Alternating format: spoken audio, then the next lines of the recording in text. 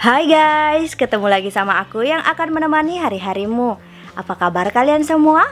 Semoga kalian baik-baik saja ya. Kali ini saya akan membahas film The Good Doctor Season 3 episode 12, di mana kali ini kita diperlihatkan Dr. Murphy yang berhasil berhubungan seksual dengan Dr. Charlie. Penasaran dengan keseruannya? Oke, tanpa basa-basi kita langsung bahas filmnya. Tapi video ini mengandung spoiler ya. Jika tidak keberatan dengan spoiler, tonton videonya sampai habis.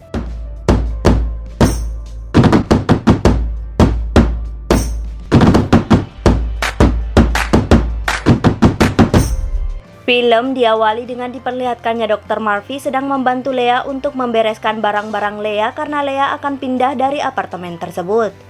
Lea sebenarnya tidak mau pindah dari apartemen itu dan masih mau tinggal bersama dengan Dr. Murphy, namun karena Dr. Murphy meminta, akhirnya Lea mau pindah dari apartemen itu. Hal ini tentu dilakukan Dr. Murphy karena menuruti kemauan Dr. Charlie di episode sebelumnya. Setelah membantu Lea pindah, Dr. Murphy langsung pergi ke rumah sakit untuk bekerja.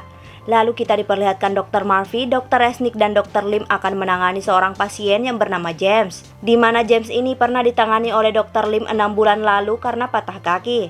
James kali ini kembali lagi karena kakinya mengalami pembengkakan yang diakibatkan karena penyakit limfedema. Limfedema adalah pembengkakan pada tangan atau kaki yang disebabkan oleh sistem penyumbatan saluran limfatik sehingga cairan getah bening menumpuk. Saluran limfatik adalah suatu sistem sirkulasi sekunder yang berfungsi mengalirkan limfa atau getah bening di dalam tubuh. Para dokter menyimpulkan jika limfedema dari James diakibatkan karena adanya infeksi pada saluran limfatik. Para dokter pun akhirnya memutuskan untuk memberikan James antibiotik agar infeksi pada saluran limfatik dapat sembuh. Setelah diberikan antibiotik, James dibiarkan beristirahat di ruangannya. Namun tak lama tiba-tiba saja James mengalami sesak nafas dan saat diperiksa ternyata paru-paru dari James penuh dengan cairan getah bening, sehingga dapat disimpulkan jika limfedema James bukan disebabkan akibat infeksi. Para dokter akhirnya memutuskan melakukan pembedahan untuk mengeluarkan cairan getah bening tersebut sambil mencari tahu penyebab penyakit limfedema James.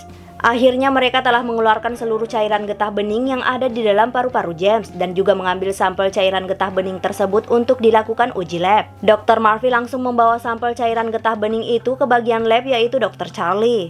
Saat memberikan sampel itu, Dr. Murphy menyempatkan diri untuk memberitahu kepada Dr. Charlie jika Lea telah pindah. Dr. Murphy pun mengajak Dr. Charlie untuk mencoba berhubungan seksual lagi. Dr. Charlie yang mendengar hal itu sangat senang dan menyetujui untuk melakukan hubungan seksual dengan Dr. Murphy. Dr. Murphy pun langsung meninggalkan Dr. Charlie untuk melanjutkan memeriksa sampel cairan getah bening milik James. Lalu kita diperlihatkan Dr. Charlie yang telah melakukan uji lab sampel milik James menemui Dr. Lim.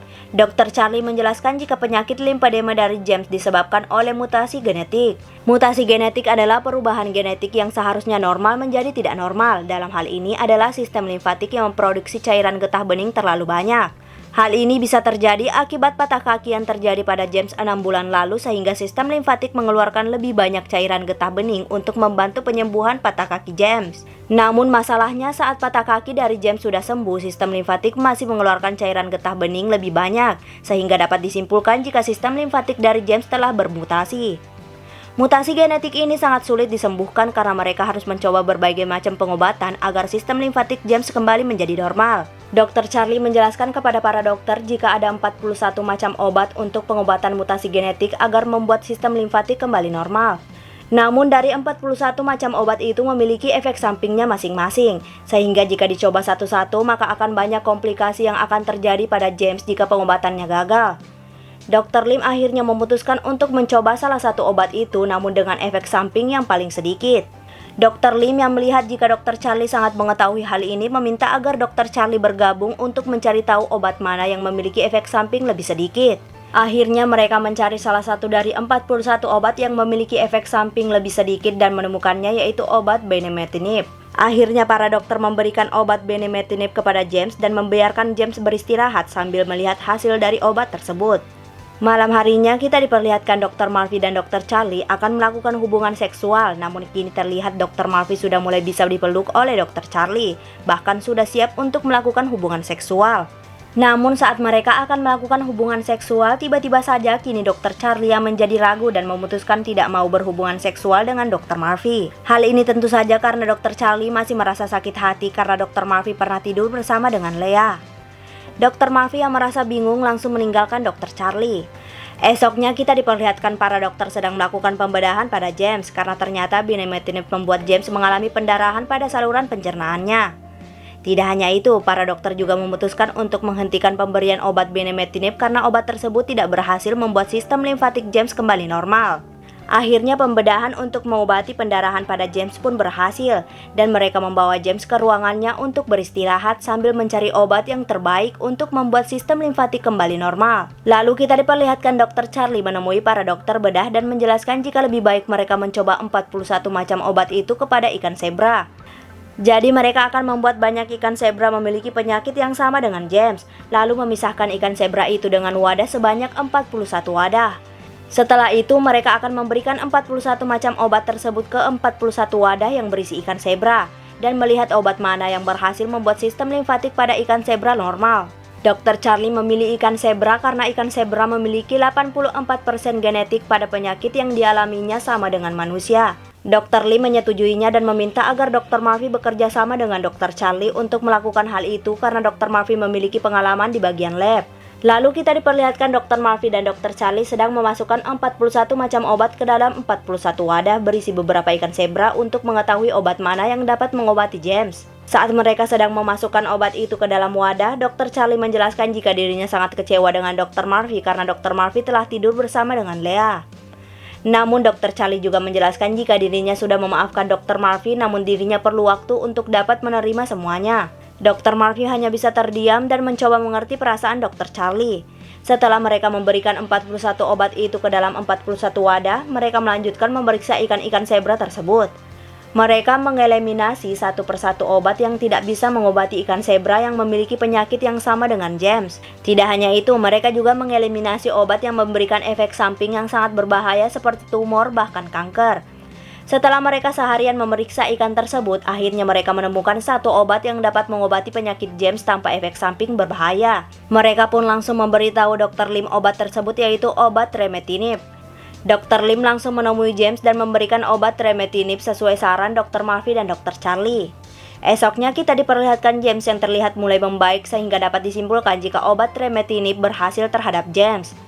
Dr. Murphy dan Dr. Charlie yang melihat James mulai membaik sangat senang dan terlihat jika Dr. Charlie mulai bisa menerima Dr. Murphy kembali. Malamnya Dr. Murphy kembali ingin melakukan hubungan seksual dengan Dr. Charlie dan kini terlihat mereka sangat ingin melakukan hubungan seksual. Scene ini diakhiri dengan senyuman Dr. Murphy yang dapat disimpulkan jika Dr. Murphy dan Dr. Charlie telah berhubungan seksual. Di sisi lain kita diperlihatkan Dr. Brown dan Dr. Park sedang menangani seorang pasien laki-laki yang bernama Ryan. Ryan mempunyai tumor yang berada pada ginjalnya sehingga Ryan harus dilakukan pembedahan untuk membuang tumornya. Saat Ryan sedang dilakukan pemeriksaan, tiba-tiba saja datang pacarnya yang bernama Angie. Ternyata Angie juga pernah memiliki tumor di otaknya, namun kini Angie telah sembuh setelah dilakukan pembedahan dan kemoterapi beberapa minggu. Angie dan Ryan adalah siswa SMA yang baru lulus dan berencana akan pergi ke acara prom night untuk merayakan kelulusan mereka setelah Ryan dilakukan pembedahan. Dr. Brown yang mendengar hal itu meminta agar Ryan jangan terlalu memaksakan diri untuk pergi ke prom night dan menganjurkan fokus pada kemoterapi setelah pembedahan.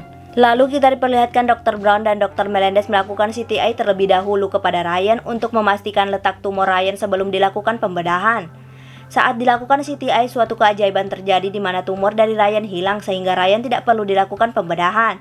Para dokter pun langsung menemui Ryan dan memberitahu jika tumor pada Ryan telah hilang dengan sendirinya sehingga Ryan tidak perlu dilakukan pembedahan. Ryan yang mendengar hal itu tentu sangat senang karena dirinya dapat pergi ke acara prom night bersama Angie. Saat Ryan dan Angie sedang merayakannya, tiba-tiba saja Angie terjatuh sambil kejang-kejang. Para dokter tentu sangat panik dan langsung memberikan pertolongan pertama.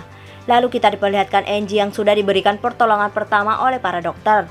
Para dokter menjelaskan jika tumor Angie yang awalnya sudah hilang kini muncul lagi di otak. Tidak hanya itu, tumor kali ini juga lebih ganas dari tumor sebelumnya sehingga harus dilakukan pembedahan dan kemoterapi sekitar 8 bulan.